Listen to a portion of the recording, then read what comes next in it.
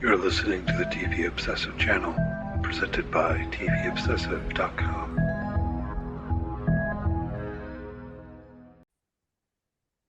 Okay, welcome back to the TV Obsessive podcast. We're here today for episode 56. As always, I'm Cameron Crane, executive editor for TVObsessive.com, joined by Ryan Kirksey, writer and contributor for the site. How are you doing today, Ryan? I'm wonderful. The Bears back. It couldn't get much better. So we have a third season. So much good stuff coming out right now in June. And man, yeah, I couldn't be happier to talk about one of our favorite shows. Yeah, absolutely. So we binged The Bear. Okay, We came did. on Wednesday night. Um, and I was talking to someone who doesn't watch the show. They're like, I've been hearing about this. Should I watch it? I was like, yeah, but I don't know if I recommend binging it. Really, I go, why is that? It gets pretty intense. We've talked about this how we kind of prefer it be week to week for other reasons as well, so it could be more just discussion around it and so on and so forth. So anyway, I was saying this to Chris, and then I was like, well, okay, well, I'm gonna go back to binge The Bear now.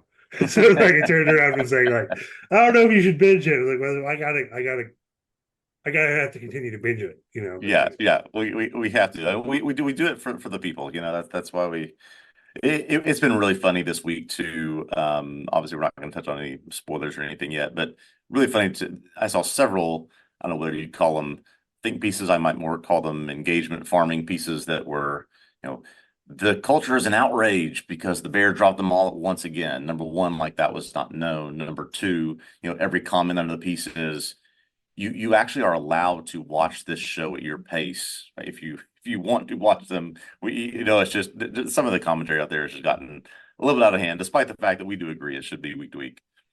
yeah, and I mean, it's I'm thinking of something. We attended that press event. I don't want to call anyone out specifically, but that answer about this, that you're allowed to watch it at your own pace, that's true in general. But I also thought, like, you do realize you're talking to a group of press who are going to review the show right now? Like, a lot of the people Exactly. you're currently talking to cannot watch it at their on pace because they're supposed to, like, A watch it group of all people, and yeah, a group of people who are now having to binge and probably spend the entire night and next day writing about this, and two, having to abide by, I mean, this is inside baseball stuff, but a really arbitrary sort of embargo time for things being released. It was really weird, but anyway, we're past all of that. anyway, yeah, we don't, yeah, we don't need to get too inside baseball. You're right. You're right. You're right. But for the general viewing public, I do think also there can be a felt pressure to watch it all. You want to avoid spoilers. Yeah. You could just randomly run into stuff's coming out. It's a popular enough show. It's all over the place this week. So anyway, if you are listening today, hopefully you've had the time to watch season 3 of The Bear. We're going to dig into that in the latter part of the pod. As per usual, first, talk a bit about what's been in the news this week, what we've been watching, and so on and so forth. So, no spoilers for The Bear yet. You'll get a spoiler warning before that really happens. What's been in the news, Ryan? It's June 28th, as we sit here today. Yeah, well, this podcast is slowly evolving into, Dexter casting news podcast. It seems like we get something every week. This Dexter prequel is set in the 90s, as we understand. So apparently they're going to get everyone from the 90s to come be in this show because now we have Sarah Michelle Gellar confirmed to join Christian Slater and Patrick Dempsey and all these other people that we've talked about in weeks past. So I mean, where Freddie Prinze Jr. will be next, Rebecca Gayheart. I don't know who else is coming, but we're Yeah, all in on this most. who else can we get in there? Who's the Dawson's Creek guy? Get in there. James Vanderbeek, he's Get next. James Vanderbeek in there. Yep. And, um, but yeah, I did want to hit on that. Sarah Michelle Gellar. Once again, I believe playing a new character here. They've got to fill out who's in charge of Miami Metro.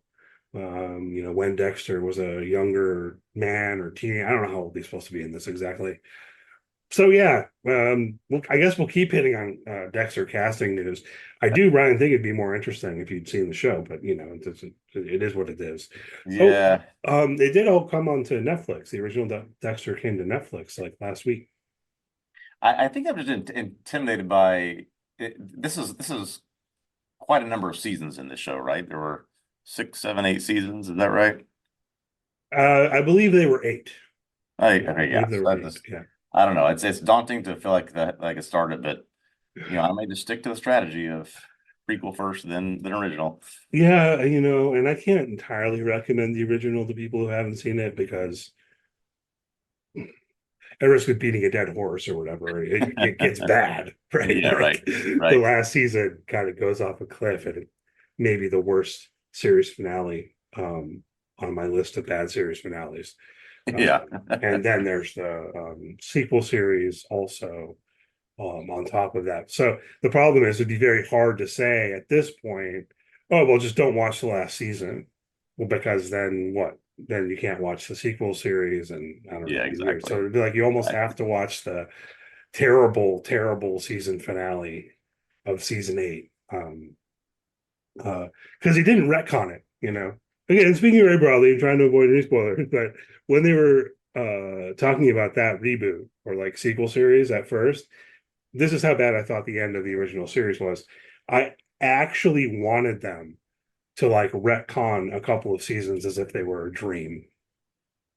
Like I would have Oh, been okay. happier if they just said like, "Oh, that stuff didn't actually happen." You wanted the Bob Newhart strategy Yeah, or whatever. I Yeah. legitimately did, but no, they didn't go that far. They what happened happened, and so on. Anyway, that's enough about Dexter.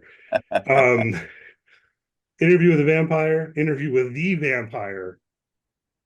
Oh, with Put a the mistake on vampire. our Now, notes. see, Interview with the Vampire, Ryan. not just any, Shame. not just any old vampire, but the specific vampire. Uh, You had that wrong in our notes. Yeah. uh, Third Renewed for season. season 3. Have you watched this at all? Not one episode. I've actually read the stuff on our site about this, which I thought has been quite good, and it does make me intrigued in the show. I've heard really great things about this one. Yeah, it looks like a good show. I just haven't made time for it. I haven't read the Anne Rice novels. I have seen the movie from the 1990s with Tom Cruise and Yes. Brad Pitt and so on. Enjoyed the film. And this looks pretty good, and I'm happy to see it getting a third season. I mean, I have seen multiple people say this is the best show no one is watching on a streaming service no one has. You Right. That know, is true. You do have AMC Plus to watch this show, right? it might also be on the cable network, but yeah, On the but cable yeah, it's an or AMC cable, Plus yeah. show, and I think that's part of it. But thankfully, they've renewed it, right? So we're gonna get some more. That's good news. Um, let's go to the negative news. It's like one big negative news story this week with Yeah, we can do Paramount. the bad news sandwich between some renewals and this bad news that we had. I presume you're talking about the Comedy Central website, several Paramount websites getting shut down. Yeah, well, it rolled out. A couple of things happened this week. First, they took down MTV News. Yes, that was They'd it. already killed MTV News, but there was still the site, there was the archives, and so on. And apparently, with no warning for anyone, they killed that. I mean, they just pulled it off the internet, and then it was like the next day they pulled the. I mean, I think the Comedy Central website still exists in some form, but Yeah, they pulled everything off of it, including the archives of like 25 years of The Daily Show, the entire Colbert Report. yeah. And apparently on the Daily Show front, I don't know if you know this, if you caught this little tidbit, this was also the only way that people who currently work for the Daily Show had to access old Daily Shows. So these don't exist or did not exist anywhere else besides the Comedy Central website. Obviously, you can see clips and things all over the place, but in terms of full episodes, On the internet, yeah, I'm sure they still have the data. I hope. I right? hope they didn't like. I hope so. I hope they didn't reformat the hard drive or whatever. But yeah, they pulled, and I think there's some other stuff they pulled also. And then they're saying, hey, watch things on Paramount Plus.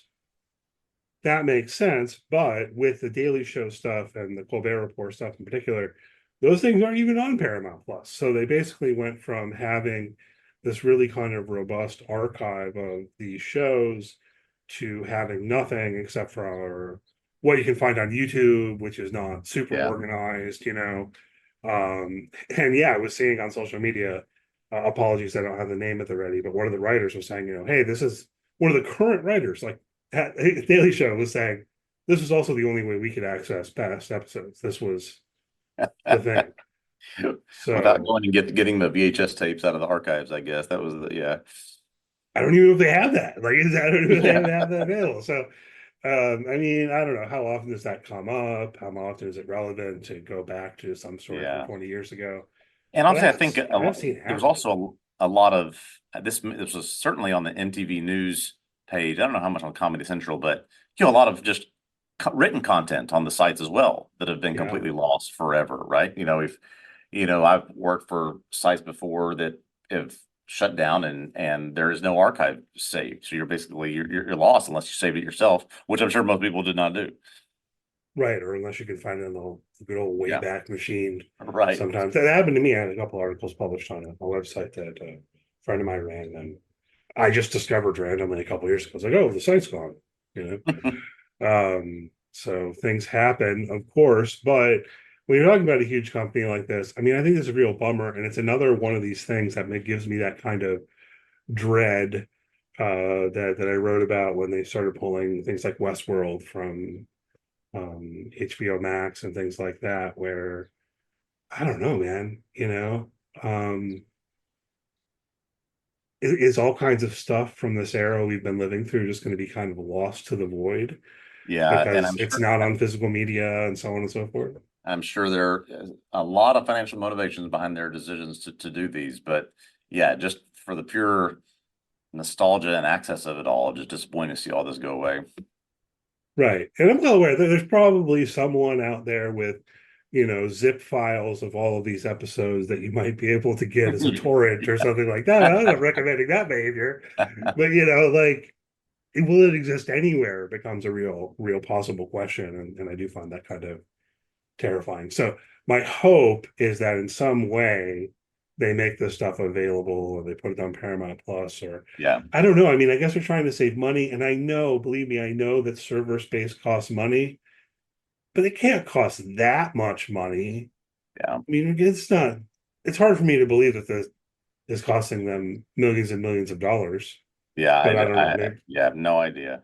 I haven't No, seen an estimate. Maybe I'm wrong. It is, however many petabytes of information or whatever. Is that the right word? But like still, um, yeah, I don't know. Definitely a bummer. well, what about another renewal? We got a show. Okay, I've seen the first two seasons of this show. I'm gonna now really need to quickly catch up on the third season. Slow Horses on Apple Yeah. TV. The fourth season. Well, we knew we were getting a fourth season. Now we're getting a fourth season premiere date, which is coming in early September. I could not be more thrilled. Gary Oldman as an old slobbery drunk, espionage agent it is brilliant television. So this is great. Season four coming very soon. We just had season three that finished at the end of December of 2023. So this is less than a year. I know there was some quick filming of these things, but coming very early September, Slow Horses season four.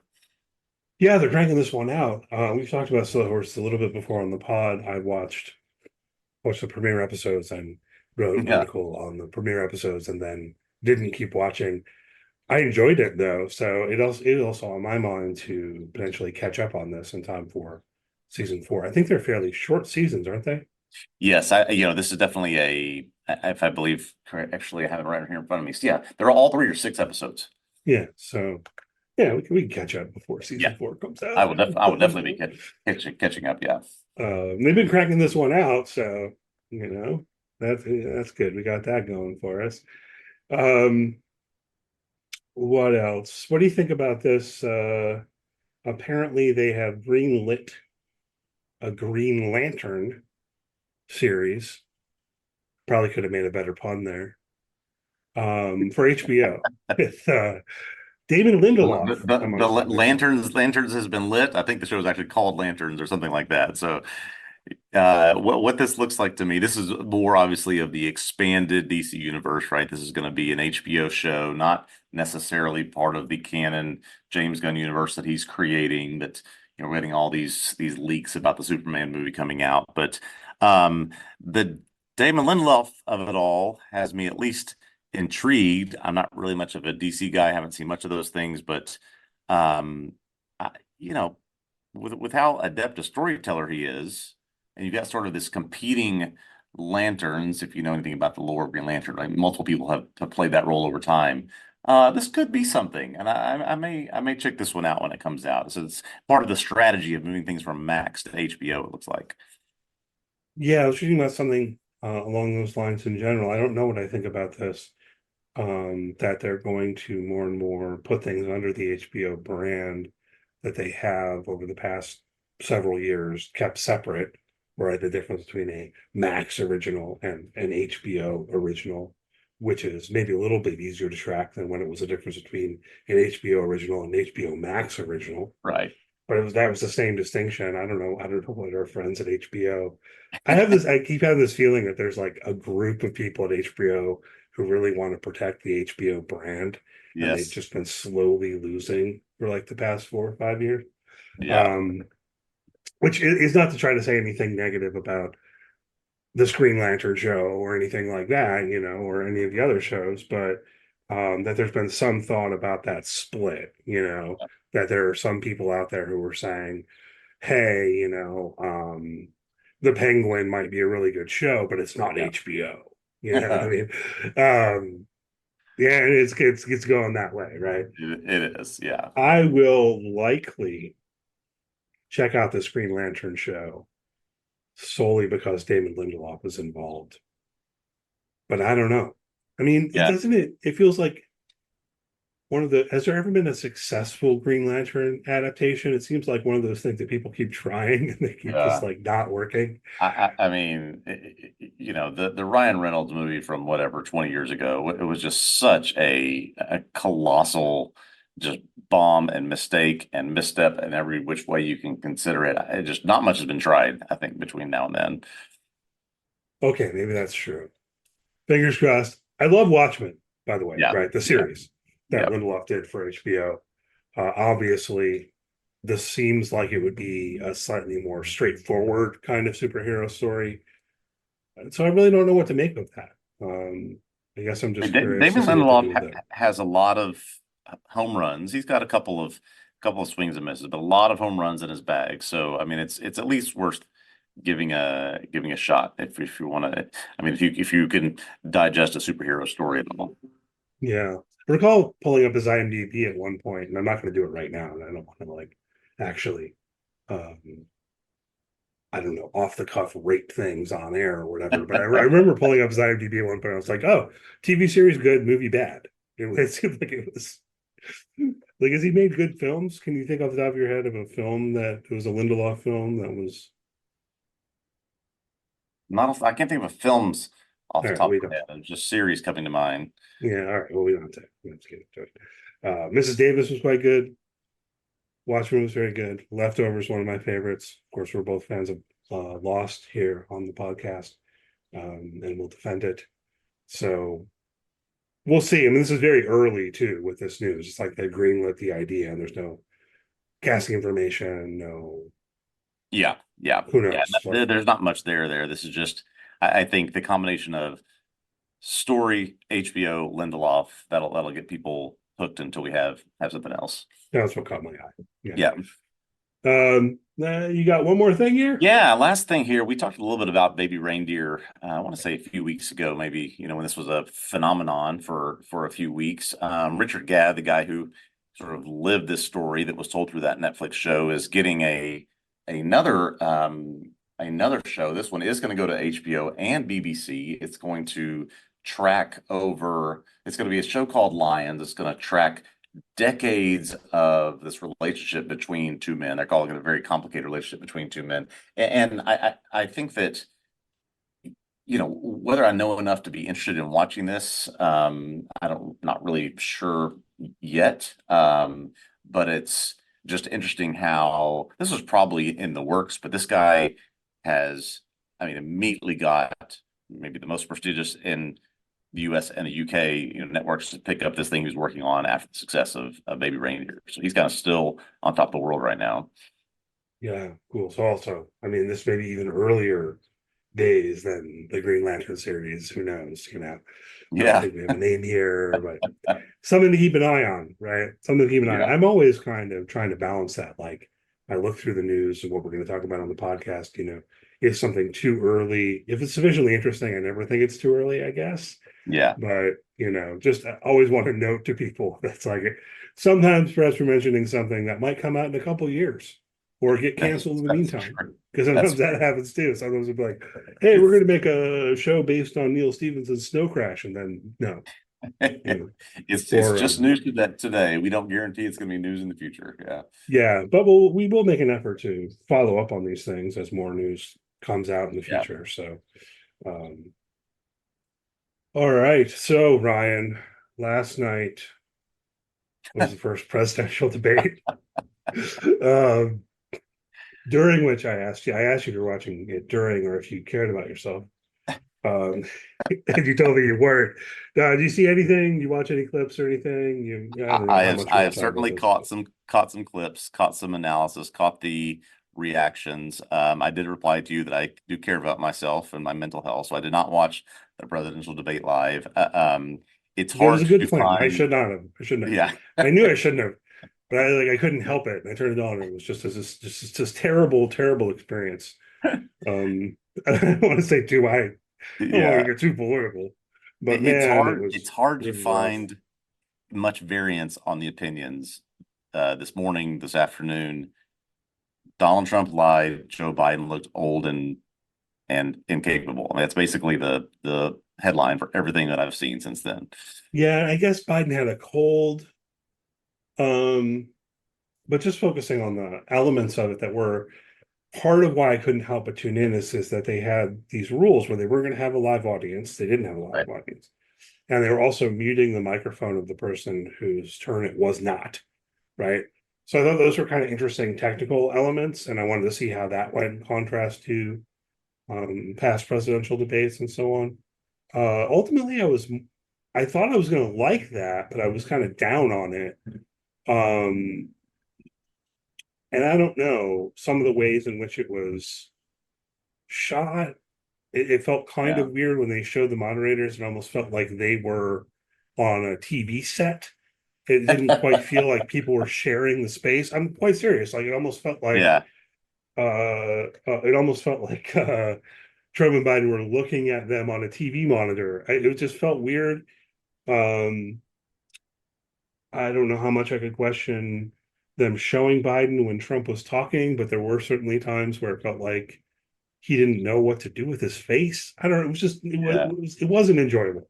It was not enjoyable. What you're describing about the set at least reminds me of, when they do debates on like Saturday Night Live and they're actually on different, stages and they're filming different parts of it. Yeah, and I know what you're talking about. And I know this was out, as you said, outside the normal debate rules. This was outside the debate commission. They wanted to get something in before both conventions. I think both sides saying in case something went terribly wrong. So good, I'm whatever. I don't know that we'll see another one of these before the election. There's supposed to be another one, I think, in September. And once again, look, no one should watch this. I mean, I saw the ratings were down. That makes sense. Who is undecided? It's a repeat of the election from 4 years ago. What value is there in watching this debate at all? And somehow I can't help it. Yeah, So yeah. I do almost hope they cancel the next one because if they don't cancel it and it happens, I know I'm going to end up sitting here going like, I don't know, after the debate on, be part of the cultural conversation. Yeah, you're right. Oh, It is on.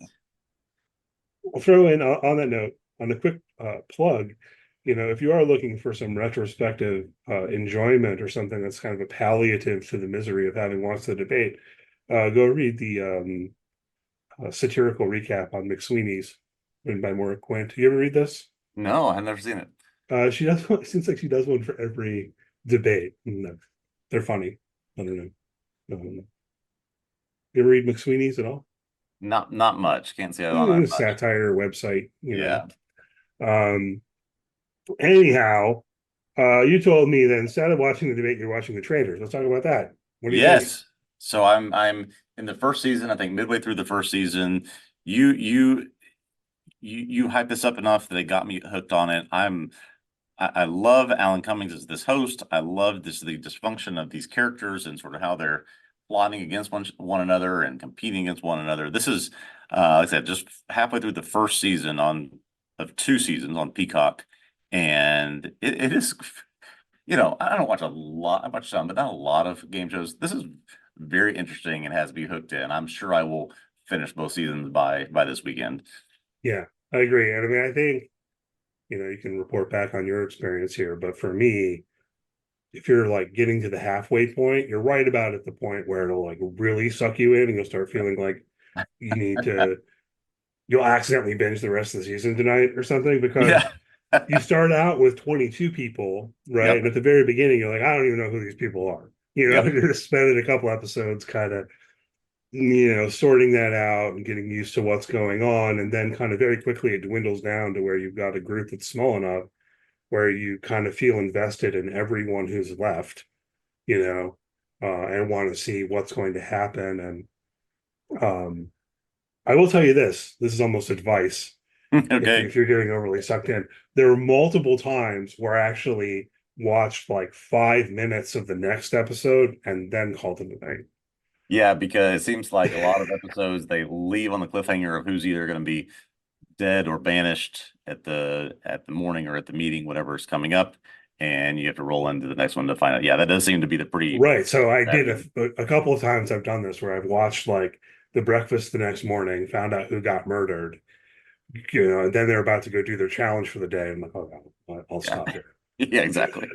um, so anyway, yeah, I'm glad that you're enjoying it. I Okay, no, did. but before we leave, let me just say I've got a slight sort of nuance I'd like to get your opinion on, which is maybe this is just in the editing, but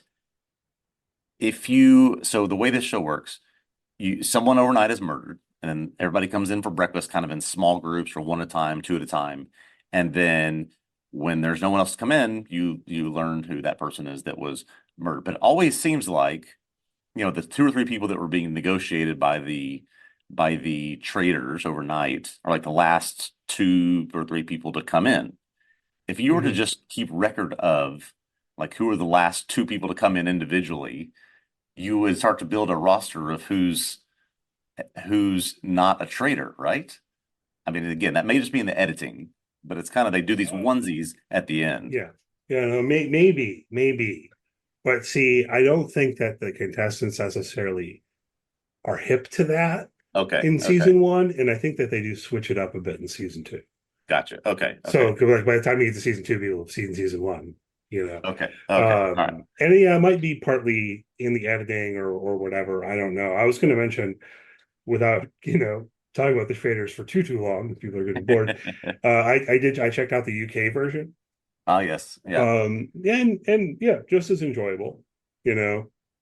One big difference is one thing we haven't talked about at all, I guess, really with this show is that on the American version, they bring in people who've been on other reality shows, yes, which I don't know what correct. you think about that. I have mixed feelings about that. Of course, I've never seen the shows they were on, so they're still strangers to me. Nor have I. Um, but on the British version, it's not like that. They're all just quote unquote ordinary people. Yeah, Um, and a different host, Claudia Winkleman hosts the UK version. Um, and it's definitely possible to go from one to the other like I did and enjoy it because the intrigue is in the interpersonal relationships and all of that. yeah. But the challenges are the same. Oh, The okay. challenges are largely the same. They're not Largely the entirely same. the Okay. same, but you run into it, like, oh yeah, I saw the other group do this on the other version. They're in the same place in Scotland, right? They're staying in the same castle and they're doing like broadly the Yeah. same challenges. Um, but other than that, it's like more traders. You won't believe who I'm word. Anyway, I'm glad you're enjoying it. Yeah, so Um, traders caught my eye. That sort of roped me in this week. Obviously, spent a good amount of time watching The Bear and then continue to watch and recap House of the Dragon each week. I thought this second episode was better than the first, at least in terms of the pace of it, what we saw in terms of setting the pieces up going forward. I wrote some stuff about how slowing things down this season, they can really tell a better story and we can really engage with characters better. And so I thought the second episode was better than the first, and we got 6 more to go. yeah, I definitely agree with you on that. Having watched the second episode, I enjoyed it more than the first. Um, I guess a ton more to say about that because it would be at risk of spoilers. Yeah, yeah, But yeah, yeah. I do think that they, as you say, and kind of letting things breathe a little bit more, they need to do that. We need to Yeah. get more invested in some of these characters, Yes. and maybe still kind of minimal work on Helena, but they did some work to make me care about her finally. So we Absolutely. got Yeah. that going for us, and I look forward to the rest of the season on that for sure. Yep. I'll have something out at least by Monday each week, the remaining 6 episodes. Cool. So, and yes, we both have spent time watching The Bear season 3 over the past couple of days. So we're gonna talk about the whole season. I figure that's what people want. We're gonna start there, probably binge it like we did. So this is the plan. We're going to today talk about season 3 as a whole, and then spend at least one more week talking Mhm. about the Bear season 3. Um, you know, Probably homing in on some standout episodes and stuff next week. But yeah, so okay, enough preamble. The Bear season 3 spoilers are on the table on the other side of this brief musical interlude, and we'll see you in about 10 seconds.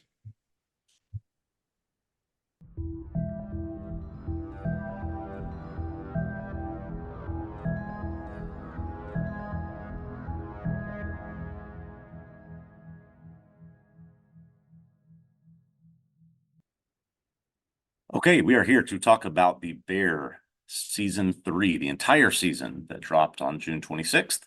This series, created and co-written by Christopher Storer, has a number of other writers and directors for the season, including some of the cast, which worked on some very interesting episodes of this season. Picking up almost immediately after the end of season 2, after a successful friends and family service, except for Carmy. The Bear is open for business, but things are far from smooth. Carmy and Richie still yelling at each other every day. Carmy wants to change the menu with each service. Sydney is contemplating a partnership agreement with the restaurant.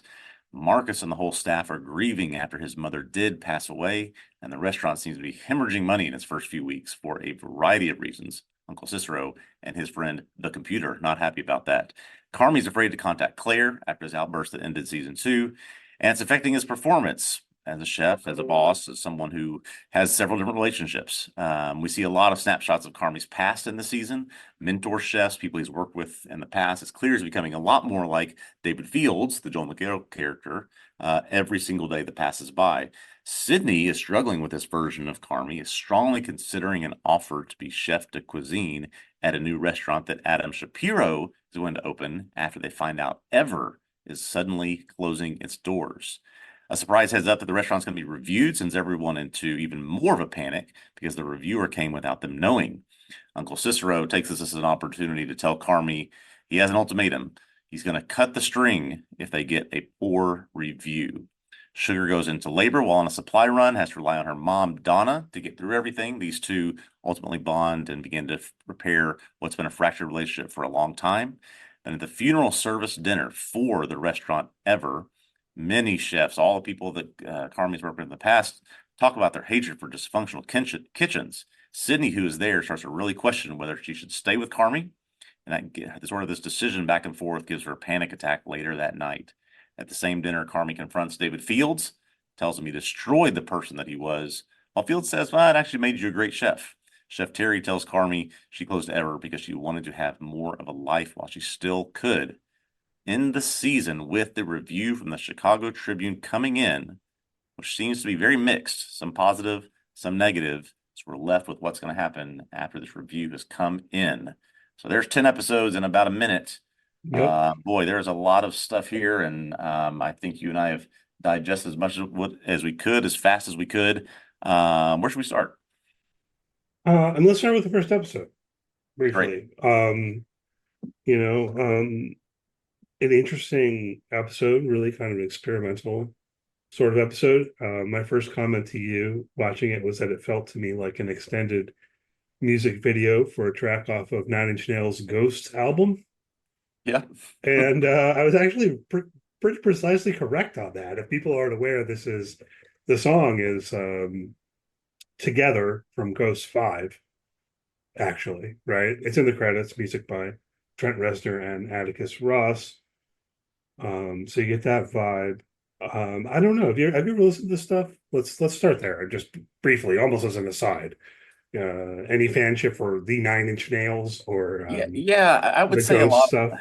a lot of my Nine Inch Nails fandom sort of might have stayed in the 90s and early 2000s. I haven't listened to a lot in the past 20 or so years, but I mean, Nine Inch Nails was a part of my youth, part of growing up. So it just sort of Yeah, resonates in everything. And so to see this, to see it, I think in the piece that I've written that's going to go live later today, talk about it's almost being a musical interlude between the two seasons, right? It's really to use a phrase that comes up this season, it's really haunting. It's really beautiful. It's really a nice way to it looks back and it looks forward. I yeah. was, I mean, kind of you mentioned that this is a tough episode if you're going to just write something about this first episode.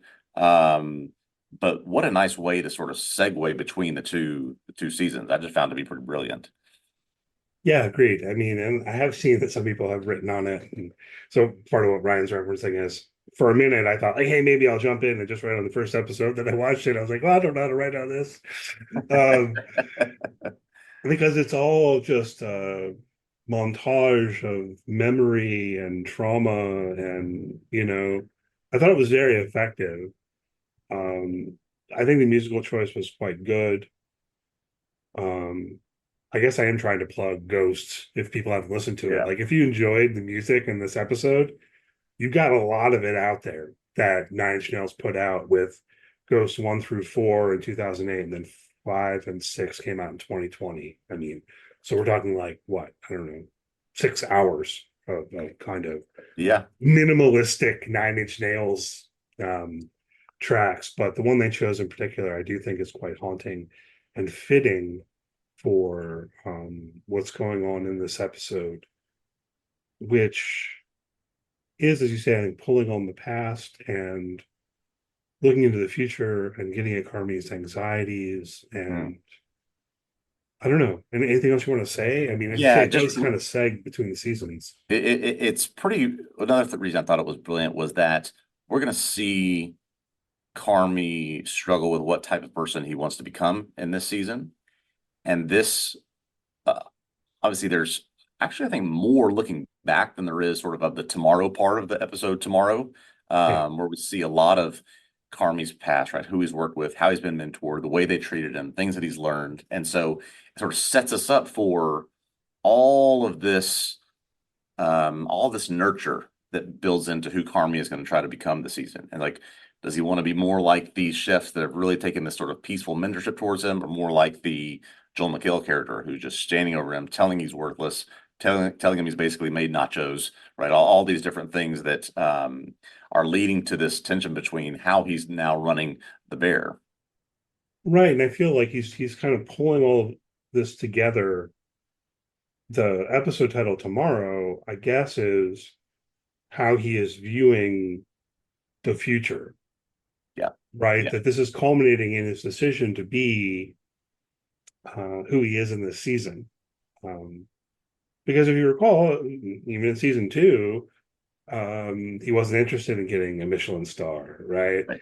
Right. That's not the point. That's not what we're doing. And that somehow through all of this, he's coming to the decision to be even more perfectionist. That's what we have to do. We have to make this absolutely great. We've got to go for the Michelin star. Um, I found the episode to just be really effective. It's hard to get at in words, but I definitely think that it worked. Yeah. I also don't know that this is like a healthy response on his part to, he have the past trauma because there's also stuff. Michael's death is in there. Michael's funeral, which Carney missed, is Yes. in there. Yes. Of course, continuing throughout the season, kind of stuff with Claire is in there, right? He's messed up his relationship with Claire. He got himself locked in the walk-in. He wasn't there for his staff during that friends and family night. Basically, all of that in many ways it seems like his response is, well, we're gonna try to like push all that down and put it under pressure and make a diamond. Like surely that's the healthy psychological response, right? You have not yet read, because I have just actually not pressed submit on the piece I've written, but there is a lot talking about pressure, about what it builds, about what it takes, and sort of how the Army feels that in this season. And yeah, it's almost like this. I don't know if this is like an addiction cycle, or he's going. We see him go to an Al-Anon meeting at least once in this season, where all of these things from his past find themselves bubbling up to where he gets to this point and it just sort of is this chaos. And then he'll get, like in the episode tomorrow, he'll apologize to Sydney and say, I'm not going to be like that. I'm not going to make these mistakes again. Praises her for her leadership. But then it's just like the cycle keeps continuing with him. All of this stuff from the past, Mikey, David Fields, all the other things just can't keep from coming up while he's running this place. And I think that's what's putting Sydney in such a tough spot throughout the season. Right. Yeah. So and I think that then immediately kind of opens up to the season as a whole. So many things are unresolved. Um, he never does talk to Claire. Yeah. We were talking about this last week. Is there a chance that they reconcile and so on? Maybe there still is, but how much time do you think passed here? About 2 months over the course of the season? Yeah, so when we have indoors, when we flash through dates on the order sheets, we see about 4 or 5 weeks go by. Certainly, there's been some more time go through as they lead up to the last episode. So I would say probably a couple months. Yeah, maybe 6 weeks. I mean, I'm Yeah, also thinking about Natalie's pregnancy, where I feel like she's something was said she said towards the she end was of seven season. months, and then Yeah. she has the baby. So yeah, So somewhere around there. So Kirby does not talk to Claire. Claire kind of haunts the season in a certain way. Um, then equally as you mentioned, Sydney is faced with this decision. She's presented with that partnership agreement at the beginning of the season. yeah, She still hasn't signed it by the end of the season. She's gotten a competing offer from Adam Shapiro. yeah, None of this is resolved. And it's also not resolved what exactly that review says, right? At the end, as you say, we get some kind of flashes of it seems mixed. It's not just a positive review, to be sure. yeah. The threat from Uncle Jimmy, what exactly does that mean? Maybe I'm running through almost too many things at once, but just to note, like there's actually a lot of things that cut through the entire season, but then aren't resolved. Yeah, I actually have a whole section on the thing that we're pushing later today that talks about unresolved questions, things that have not sort of been sorted out. Maybe, I think the tension of the review and Sid's decision is meant to build towards, okay, we're gonna find those things out in the next season, but to go through a whole season and not have Claire and Carmi even say one word to each other, were you expecting that? We kind of anticipated, oh, well, this will happen towards the end, but to have really nothing surprised me a bit. I was going to ask if you had felt the same to you.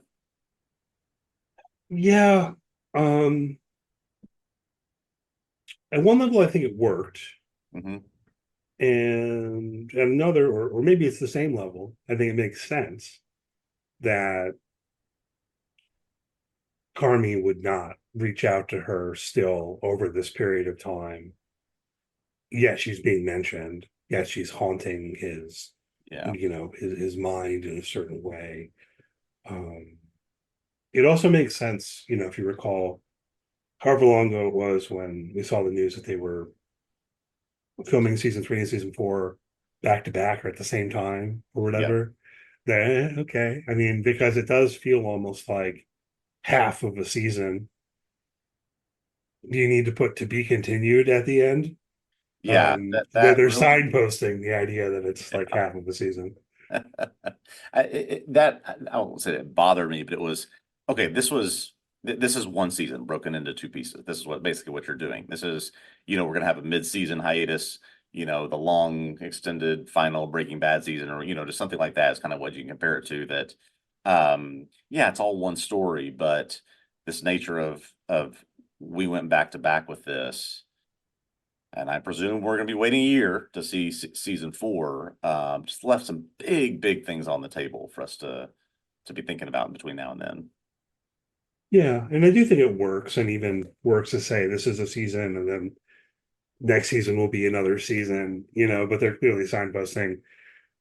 I was a little surprised it said to be continued. Like if we Yeah. know there's going to be more show coming on, Yeah.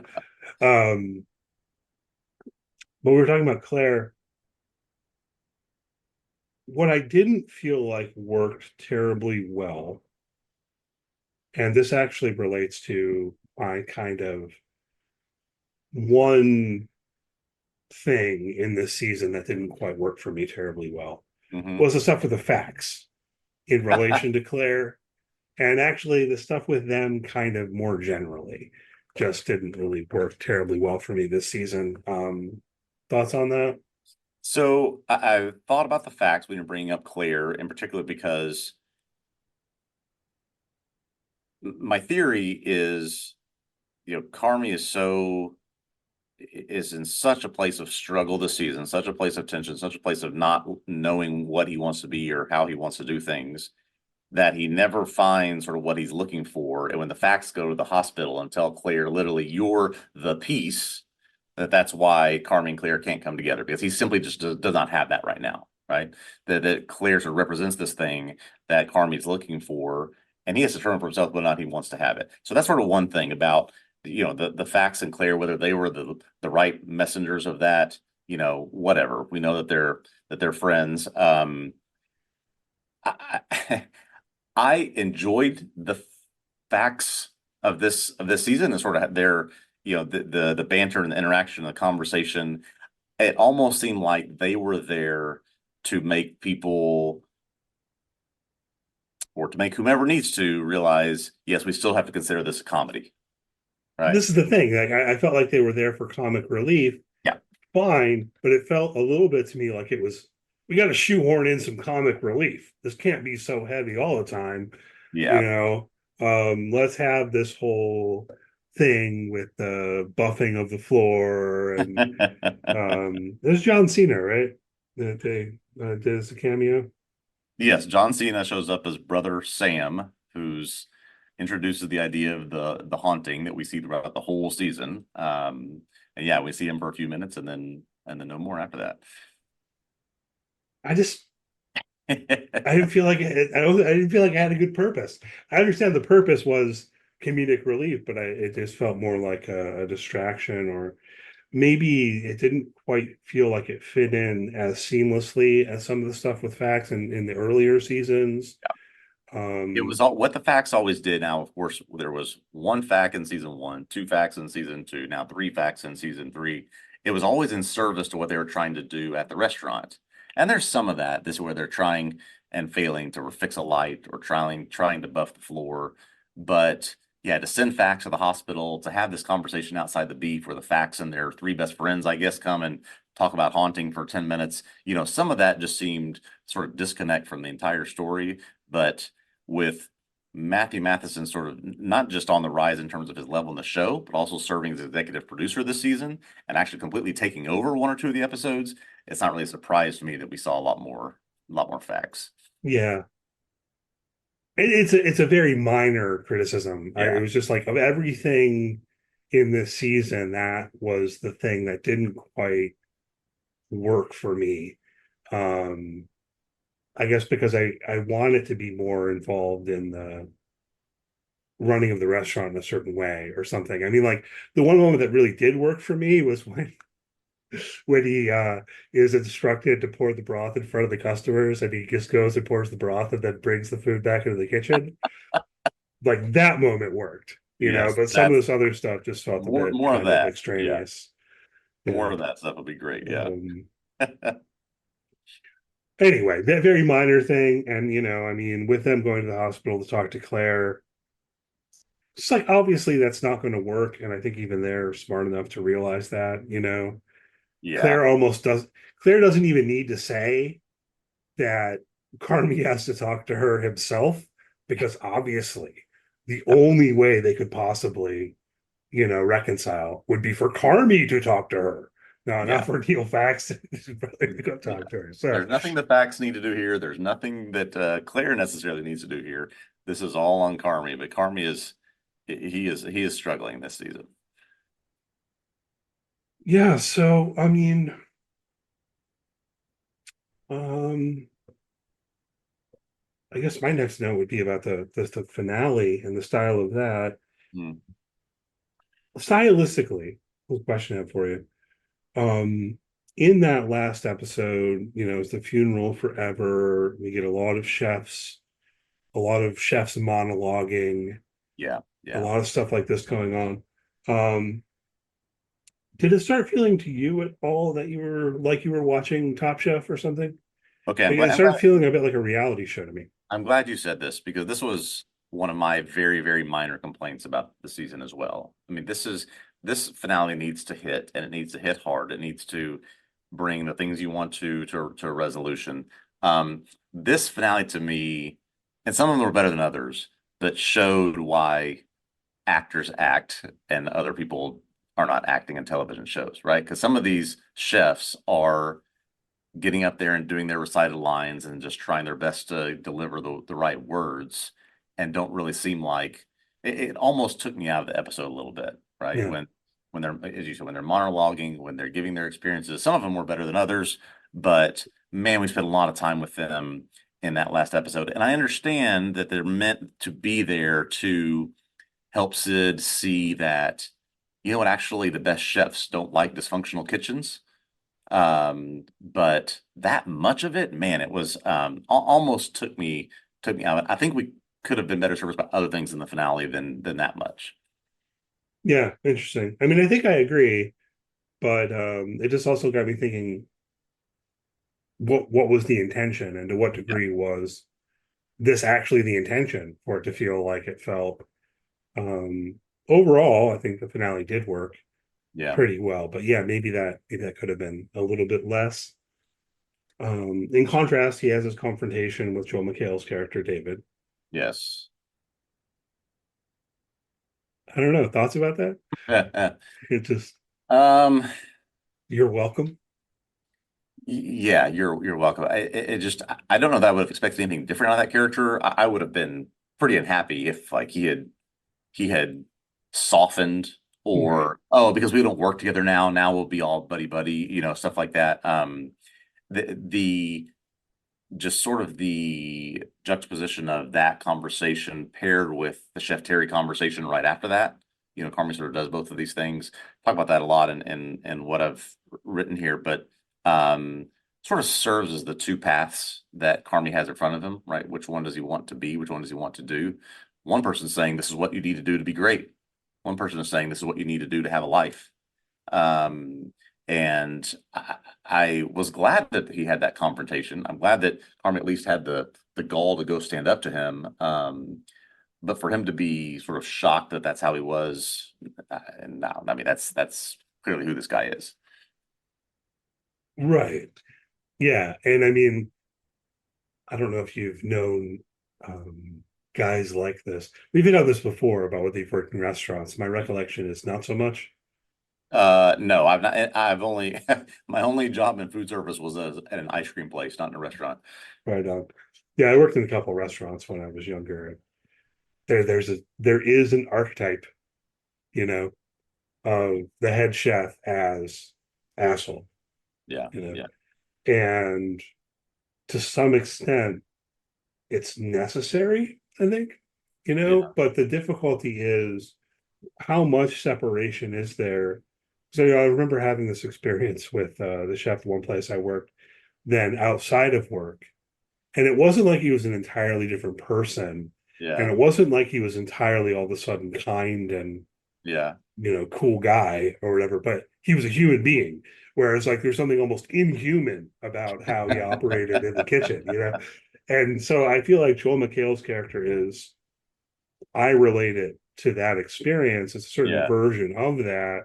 And it got me thinking about how for this guy, what he says is him being friendly, yeah, yeah, you know, him saying, "You're welcome. yeah, exactly. I helped to make you as good as you are." And he actually I did does my job compliment with you. Carney in Yeah, that conversation. exactly. To say you were very good when you came to me. You were great. You were excellent when you left. I did. There's no doubt I did the right thing with you while you were with me. Because clearly in his mind, you can think about nothing else about being an elite chef when you want to be an elite chef. Um, the rest of the people in that in that restaurant don't necessarily seem to think that. But you know, Well, it gets to a question that's broader than being a chef too. What yeah, is the appropriate style of training, of coaching? If you think about sports, for yep, example, what is a head coach like or whatever, And it's kind of one school that is the right way to do it is to really be a hard ass and hold the mhm, standard. And if yep, you're not up to this standard of excellence, you fail, right?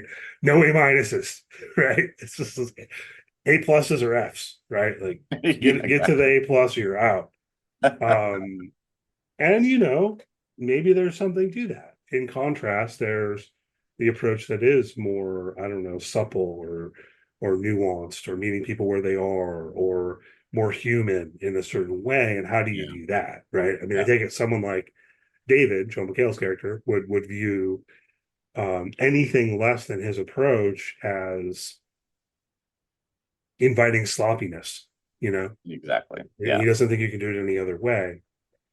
Hopefully he's wrong about that, speaking for myself, but yeah. you know, I think It that's the does kind of it does question. speak a lot to me in terms of the power of someone like that, where we saw him with David Fields, the Joel McHale character. We saw him with, I think I counted at least four other chefs who were, it looks like, very thoughtful, caring mentors.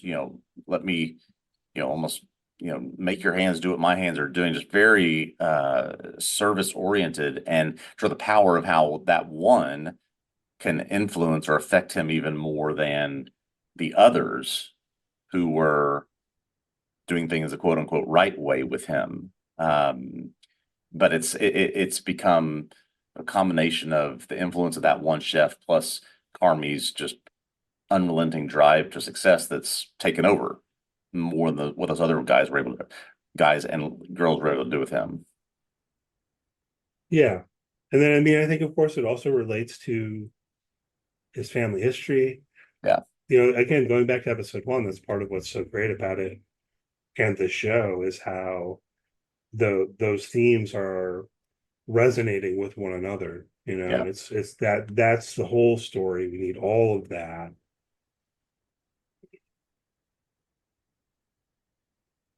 We do get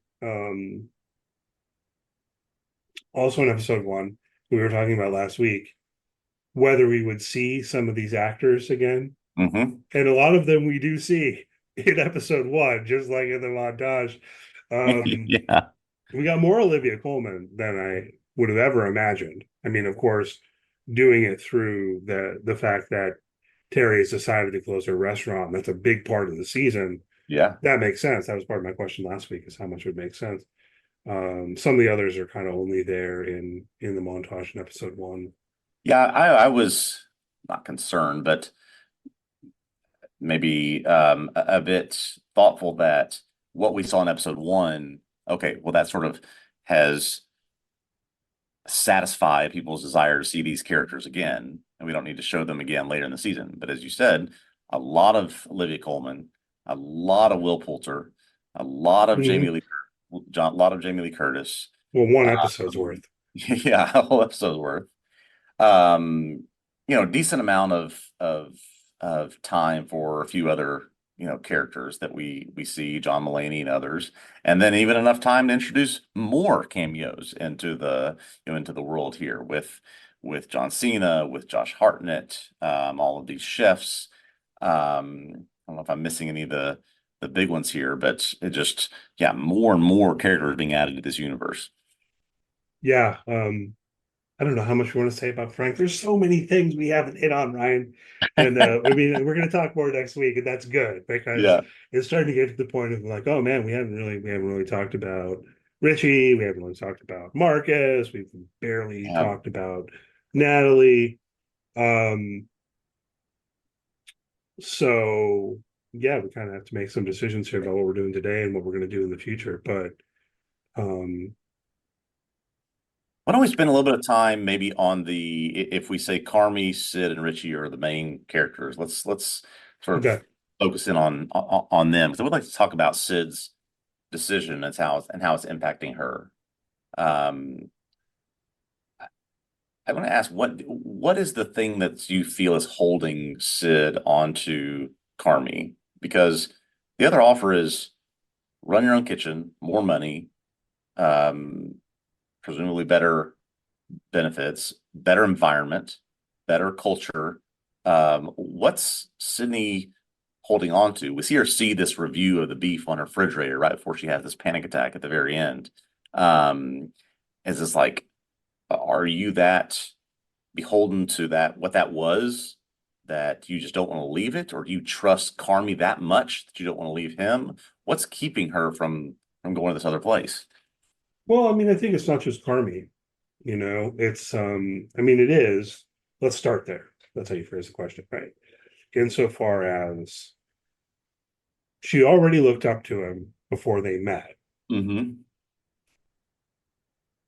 He's given her this opportunity. In starting the bear, there's a meaningful sense in which this is something we're doing together. Now, there are Yep. problems with this, and I'll recognize those a little bit more as we move forward, right? But there's that sentiment, I think. But then also, I think for Sydney, look, it's not just Carmi, it's also Tina, it's also Marcus, it's also Richie. Yeah. It's a group, right? And so, um, to decide to leave the bear and go do something else when also the bear is almost not fully actualized yet, so have I given this the proper chance? Have I put the proper effort into it? Would I be abandoning, again, Yeah. not just Carmi but the team? Yeah. And I think the problem is on the other side that even though she's got this partnership paperwork, Mhm. particularly here in season 3, it doesn't feel like she's Carmi's partner. It feels like he's taken everything over. And I don't know. I mean, the thing I kept thinking throughout the season was that Sydney needs to confront him directly on that question. I Like, kept waiting hey, for that same thing. Yep.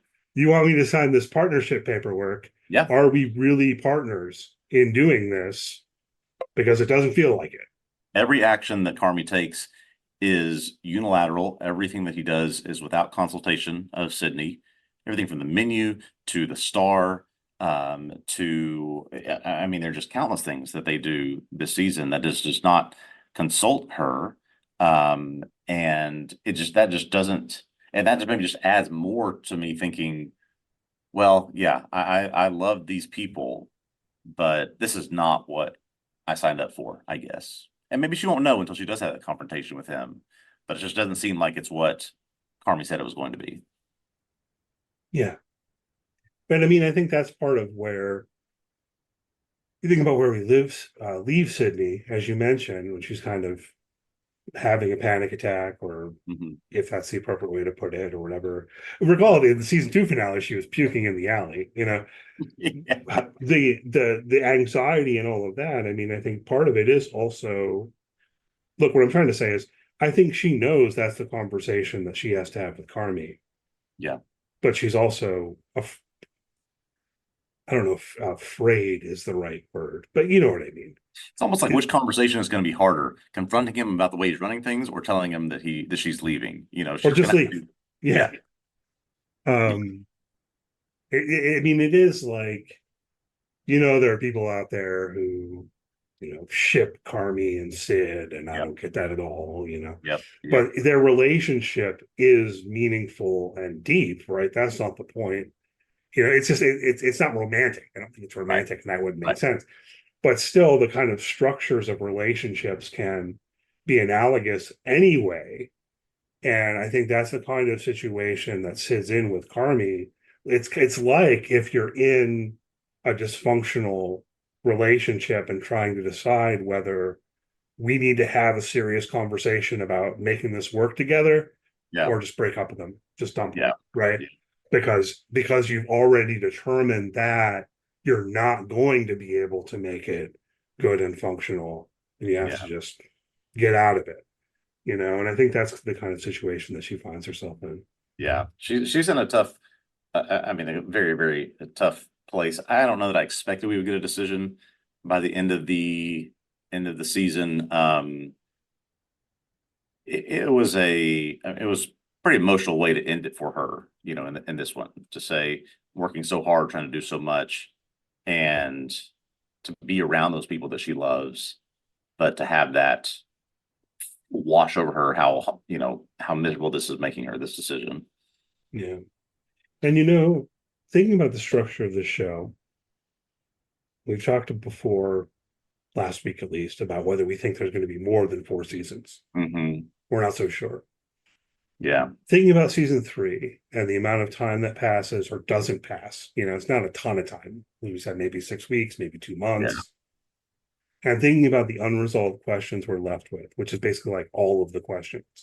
Yeah. I have this feeling that the structure is going to be that all of those questions get resolved at the end of season 4. The end of What do you season think? 4. Hmm. Like, I don't think they're going to be resolved at the beginning of season 4. I think that they're going to be resolved at the end of season 4, and that might be the whole show. It might be series over. Yeah, the only one that might think, I almost see Claire as like the catalyst to a lot of these other things being solved. So like, what if Claire and Carmen work things out? That brings them some kind of peace, which makes them become some kind of person, which leads to a more of an environment that. So what if that's earlier on, and that leads to a lot of things happening to resolve some of this stuff? That might be the only one that I could see um, happening somewhat sooner. But I'm fully prepared to be wrong about that. Yeah, I mean, I am too, for what Yeah, it's worth. Like, I was relatively surprised by the structure of season 3 in a certain way. So, who knows? They various ways that they could go here. They could resolve some of the stuff very early on. I yeah, just got to thinking about it. And this includes the whole thing with Uncle Jimmy and his ultimatum with the review, and whatever he says when he gets into the car with the computer, there's something that's gone unsaid that we also don't know. yeah, yeah. I'm not sure Um, about that. Yeah. but in the background of that, my recollection is that there was a period of time previously mentioned that was more like 18 months. Yeah, that's exactly what it is. And I think that, yeah, there was an 18-month to pay it back, but also the amount of money discussed in season 2 was, to my recollection, much less than what he says in episode 9 when he says he's $850,000 into this restaurant. And so I think he's much more in than he thought he was going to be in season 2. Mhm. And the computer is telling him, we're just losing money hand over fist. So he's got to say, all right, this has got to start the upward trajectory or we got to get out. Yeah, yeah. That's But my so, that's my read yeah, on it anyway, is why the timeline may have changed. right. Okay, that makes sense.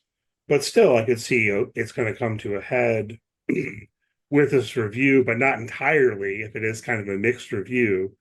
Yeah. So you're still more in the space of, hey, big things have to change, and this restaurant has to start becoming way more profitable soon, or I'm pulling the plug, as opposed to what he says about, you know, if it's a bad review, I'm going to have to pull the plug. I think to Yeah. some extent he was floating that as kind of an excuse, Yeah. where maybe the real story is he can't afford it.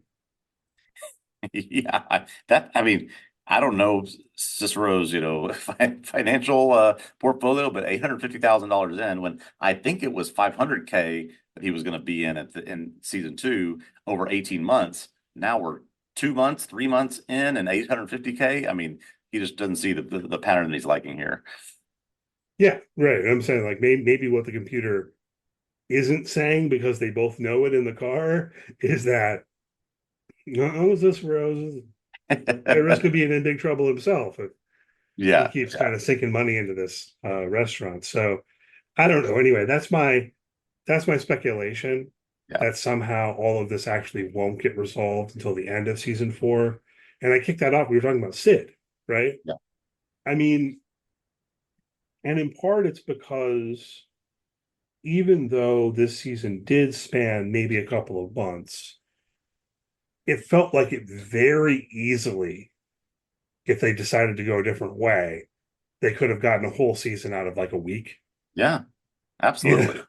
know? So I'm not saying that it's a massive amount of narrative time that passes in season four, even, Yeah, but I could see the show kind of slowly working its way such that after the next 5 hours, that's when you're getting resolution to what Sid decides to do, whatever resolution we get with Claire, which could go either way, yeah. whatever resolution we get with regard to the restaurant of the bear itself, which is also at stake.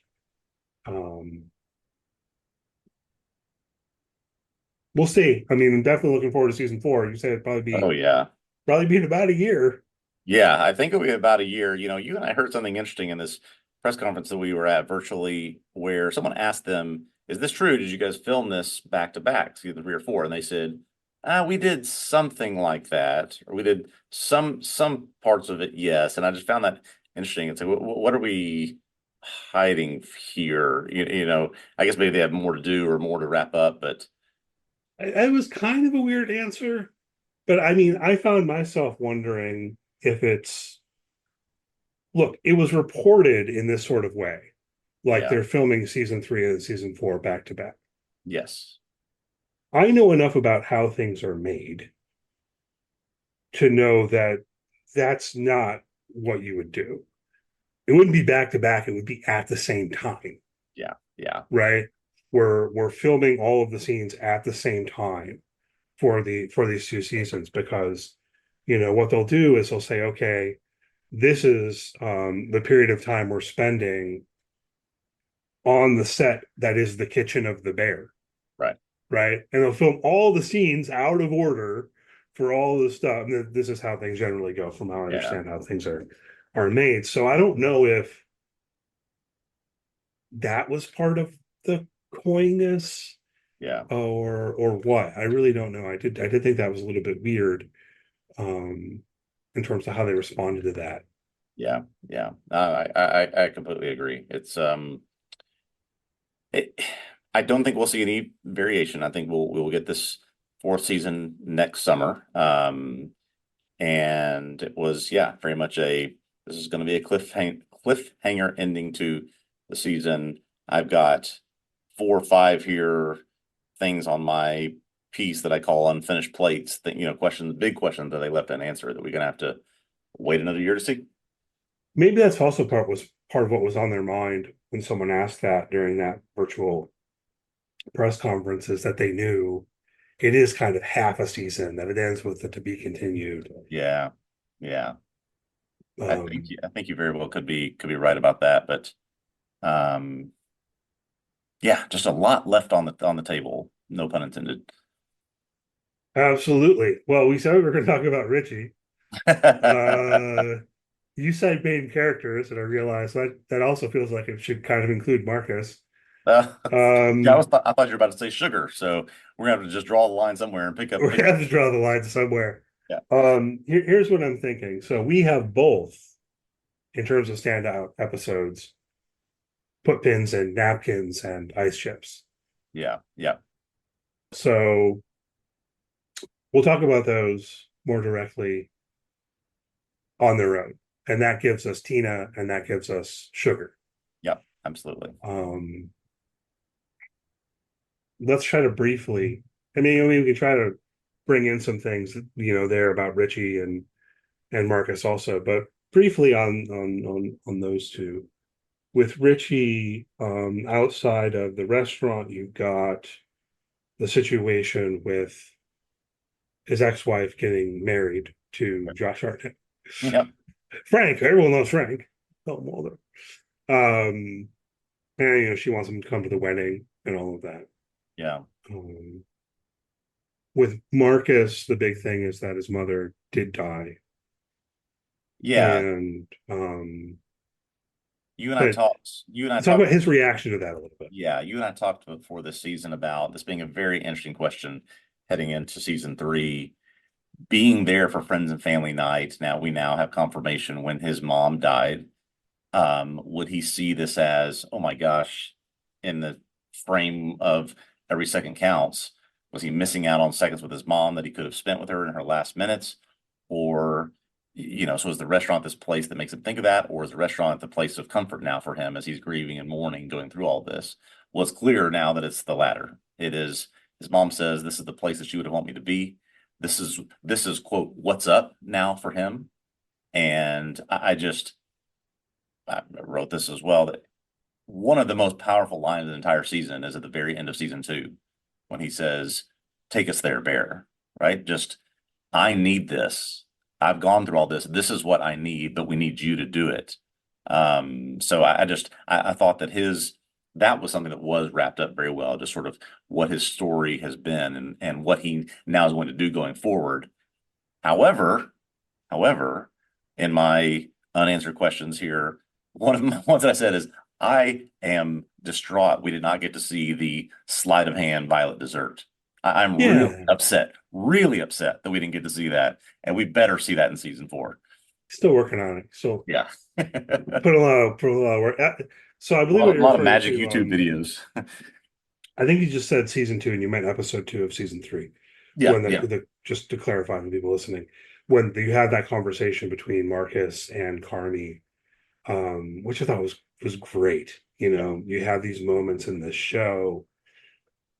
Carmi says, "Hey, my advice is actually grapple with your grief." And Marcus says, "That what you did?" No. No, laughing at it. No. Yeah. Don't do what I did. I'm thinking about that theme of grief in the show, and one of the things I got to thinking about is how it cuts across almost everything, including the Richie stuff. If you think about it, not as grief in relation to death, but grief in relation to the death of his marriage, Yeah. You see him taking off his wedding ring in the season. Yes. Yep. Um, First time. Yep. so there's that question of moving beyond that loss, wherever that new future is. Yeah. And then culminating in the death of Ever, the restaurant. Yeah. Another funeral. And man, when I saw that episode description, I was like, what are you doing? Exactly. That's exactly what I thought too. No, not who now? Yeah, I gotta go two funerals this season. Oh my gosh. Yeah, it's like, just looking at the titles, someone's going to die. Well, okay, the someone's a restaurant, so not as big of a spoiler as it could have been, I suppose. But so where are we going with all of that? I guess I think that Carmi is the main character when it comes down to it. His story is central, and so that continues to strike me as the big question, almost like the biggest question whenever we're reaching the end of the series is, where does Carmi land in terms of his working through of trauma and grief and all the rest. But yeah, we didn't get the Violet dessert. Yeah. Half a season. We better get it. I mean, he as you said, he's watching the videos, he's learning magic, he's seeing how to adopt it into a dessert. We had a whole episode called Violet, and he's creating a Violet dessert. We need to see it. Yeah, we do. I also did really appreciate when the computer is questioning Marcus to Natalie. You come for Marcus. If you touch Marcus, I will literally murder you in this restaurant. Yeah, exactly. All right, noted. Ibrahim gets some help at the window. The part with the beef sandwiches is actually profitable, I guess. Yes. So do you know who this guy is who comes and works with Ibrahim? So there's a guy, Chris, who says like an old friend. He's in that first episode and comes back. And there's a guy in a hat. The guy in the hat is Paulie James, the owner of Mr. Beef in Chicago. Wow. Okay. So he's the guy who runs the restaurant that first one was based off of. I had to, as I was researching who the chef cameos were, his name popped up, and I was like, oh, well, that's really interesting. So he's the owner of Mr. Beef. Very cool. They got Yeah. that in there. Very cool. So we'll see, man. I don't know. Maybe Carmi can be convinced to buy cheaper butter. Um, Yes, less butter, less microgreens. Don't touch Marcus. That's the resolution. yeah, yeah. So okay, what else we want to hit on? I think that along the way we basically decided what we'd already kind of decided. We want to take more time and give more space to napkins and also Mhm. to ice chips. Yeah, I definitely Um, think we should do that. We should focus on those two. That'll give us some good sugar and Tina content. Maybe a little bit about we've talked some predictions about where we might go from here, but just maybe we could do some thoughts on that. And yeah, if we are, I'm in the process of rewatching it. So if anything else stands out in terms of episodes, we could hit on those. Doors is an interesting episode because it's so chaotic. It's cut so roughly and so disorienting. It's an interesting episode to talk about, and we could just briefly, next time talk on that one as well. okay, so I think we've been going for almost 90 minutes overall, which is going to, put even the bear section close to an hour at this point. So let's call it a day. But we're going to spend at least one more week talking about the bear. So at least one more podcast episode where we're talking about the bear. We'll talk a bit off air about exactly how we want to approach this and what kind of content might ultimately be available for people. But hopefully you've all enjoyed listening along here to us talking about season 3 as a whole. If you like the podcast, please do leave a good rating, review, give a thumbs up on YouTube, subscribe to the YouTube channel, check out TVObscast.com. As Ryan's mentioned, he'll have an article on the whole season of The Bear coming shortly. It'll probably be published before this podcast, actually. Mhm. And probably some other stuff. Also, you can check out the site in general, and I hope that you'll do that. Follow us on social media and so on. And yeah, we'll see you next week. We'll talk about the bear some more. All right, looking forward to talking more about it.